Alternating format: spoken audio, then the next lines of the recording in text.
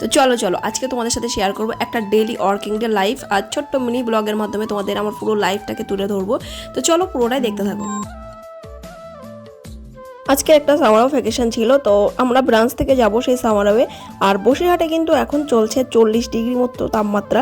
তো তার মাঝখানেই আমরা রৌদ্রে দাঁড়িয়ে দাঁড়িয়ে ভ্যাকেশনে ভিজিট করেছি পুরো ব্রাঞ্চ থেকে সবাই গিয়ে। তো ভীষণ কষ্টের মাঝখানে দিনগুলো কাটছে, বিশেষ করে গরমে ভিজিট করাটা প্রচণ্ড টাফ ব্যাপার। সকাল 7টার মধ্যেই বেরিয়ে পড়তে হয় আমাকে অফিসে যাওয়ার জন্য, নাইলে কিন্তু আমি সকালে মর্নিং হাটেল ধরতে পারি না। সকাল 9টার মধ্যেই আমার ব্রাঞ্চে ঢুকে যেতে হয়। তো আমার বাড়ির থেকে আমার ব্রাঞ্চের দূরত্ব প্রায় 2 ঘন্টার মতো, অনেকটা দূরত্বই। যারা প্রতিদিন আমার মতো ট্রাভেল করে, যারা দূরে 2 থেকে 3 ঘন্টা ট্রাভেল করে, তারাই জানে যে গরমের সময় ট্রাভেল করে অফিস করাটা কতটা কষ্টকর ব্যাপার। আর এটা হচ্ছে আমার বাড়ির ফুল গাছ। তো ফুল গাছগুলো সবসময় জল দেওয়ার সময়ও হয় না। আমি যখন রাত্রে বাড়ি ফিরি তখনই অল্প অল্প করে জল দিই। আর এই গাছগুলো কিছুটা শুকিয়ে গেছে, কিছুটা ভালো আছে। মা কিন্তু ভোরবেলা উঠেই আমার জন্য খাবার টাবারগুলো প্যাক করে দেয় টিফিন বক্সের মধ্যে, নাইলে আমার কিন্তু সময়ই হয় না নিজের টিফিনটা নিজে গুছিয়ে নেওয়ার।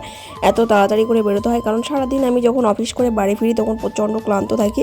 8টা সাড়ে 8টা রাত বেজে যায় যে আমি অফিস থেকে বাড়ি ফিরি, তখন প্রচণ্ড ক্লান্ত হয়ে খেয়ে ঘুমিয়ে যাই।